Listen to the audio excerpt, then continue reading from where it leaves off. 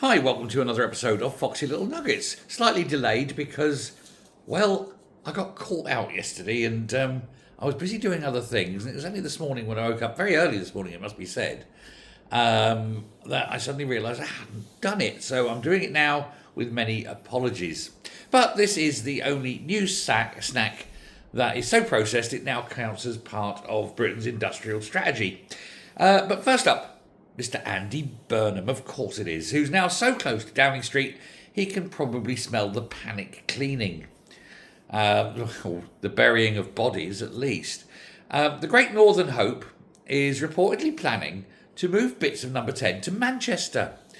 Because nothing says strong government like trying to run the country on a split-site hybrid model. Maybe he wants to WFH as well. I don't mind him WFHing. I just wish he would basically FRO, which is a different thing altogether, of course. But the civil service may discover the North. Can you imagine all those people used to the likes of Piccadilly? You know, Simpsons on the Strand. Suddenly being forced to have pie and chips in a northern cafe. They won't know what's hit them. Anthropologists would be studying them to see the reactions to the changes. Oh my word, what is this strange land? Maybe a Treasury official seeing a Greggs and going into a coma. Burnham, though, says he wants to devolve power, which is excellent. Super, brilliant idea.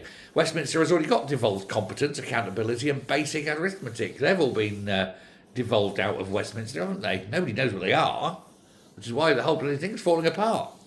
But meanwhile, the markets are watching his possible Chancellor picks. Wes Streeton, Yvette Cooper, Rachel Reeves in a different hat, Ed Miliband with a wind turbine shoved up his arse. Who knows? It's no wonder, actually, Ed has got that constantly haunted look anymore. His mind is finally snapped and all he sees is windmills.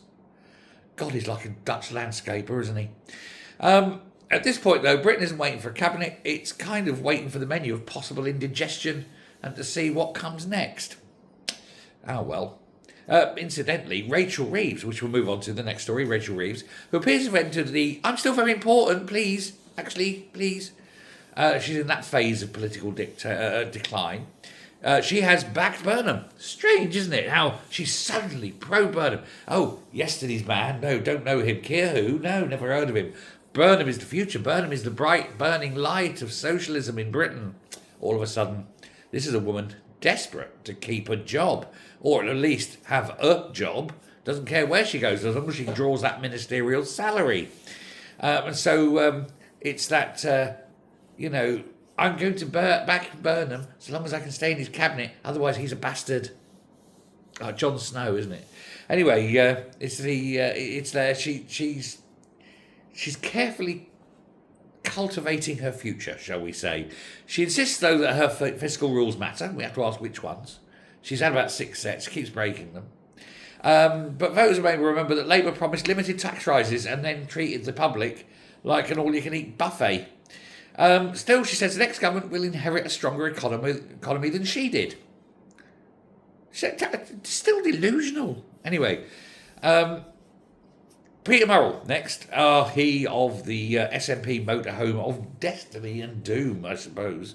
The former chief executive of the SNP has now obviously been jailed for 5.5 years, 5 years, 3 months, for more than £400,000 worth of embezzlement, or theft as we like to call it. And the SNP finance people who warned about transparency years ago have now spoken out after being smeared, ignored and refused sight of the accounts. I mean, it's always dodgy. If you're going, what's your job? Oh, we all look after the accounts. Okay, can I see them? Oh, no, not allowed to look at them. You just simply have to sign them off. Yeah, after I looked at them. No, before we look at them. You hear that noise, the alarm bells. Yeah, ding, ding, ding, ding, ding, ding, ding. Run. Anyway, they were refused sight of the accounts, which is awkward because refusing auditors the accounts is like hiring a fire inspector and saying, you can check everything except the flames and the smoke, But the scandal, really, it's got everything. It's got fake invoices, luxury goods, Le Creuset, £124,000 worth of huge motorhome that Nippy said she couldn't see, even though when you see the picture of it next to the house, I mean, you could see it if it was anywhere. You could see it from a mile away. You can't miss it. But she claimed, I never saw it. It was beside the house. I mean, liar. Nick, a liar. And of course, Nicola's is, she's just in complete denial. She says, I knew nothing. But nobody believes her. Literally nobody. Not even she. She knows she's lying. Allegedly. It's a marvellous phrase. I shall use this for all future disasters. I never consciously saw it. Oh, she changed that. First it was I never saw it, and then it was I never consciously saw it. Yeah, what's it going to be next week? Who knows? I was hypnotised. Probably by Zach Polanski, although it hasn't improved her boob size, has it? Did you notice the economy collapsing? No, I didn't. I never consciously saw the economy collapse, says the Chancellor. It's rubbish, isn't it? While we're in Scotland, a quick one on the trans prison climb down. This was a cracking story. It's been going on so long. Because after years of lectures, legal bills and ideological fog, the Scottish Government has finally accepted that housing men in women's prisons is unlawful. The transfers are underway as we speak. And these strange men picking up their little dresses and kinky underwear and are shuffling off to a man's prison. They're going to have fun. Oh, God, they're going to have so much fun. And sex. An awful lot of sex. They won't know what to do. All the cock. Of course, these men aren't gay. Oh, no, they're all lesbians, They like to dress up in ladies' clothes and say, we're lesbians. We like to have sex with ladies because we're lesbians.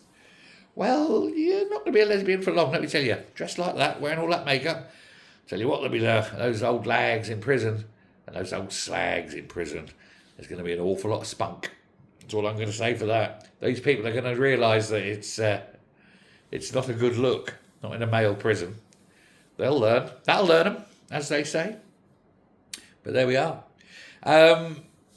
It's only common sense, isn't it? Anyway, we do have an and finally. I do like and finally. Years. Here we go. Years of these two British friends have been driving an old British three-wheeler about 14,000 miles. It's taken them years, 2 years. 14,000 miles from the UK to the southern tip of Africa in a Reliant Robin. A three-wheeler across Africa. It's the sort of thing Britain used to do before risk assessments were invented, wasn't it? And the men called, and of course they're both called Nigel. Because of course they are. They decided that maps were just merely suggestions and they're going to go the direction they wanted. 14,000 miles in a vehicle with the structural confidence of a biscuit tin. And yet, somehow it worked. Well done to them. There's your uplifting thought for the day. Britain may not be able to run a tax system, railway, prison policy, or even a political party. And certainly not government transition. But give two lunatics an elderly three-wheeler car and a completely unnecessary objective and by God, they'll do it. They've got to Capetown. Well done, the Nigels. See, Nigels can do anything if they put their mind to it. Let me know your thoughts. Thanks very much. Bye.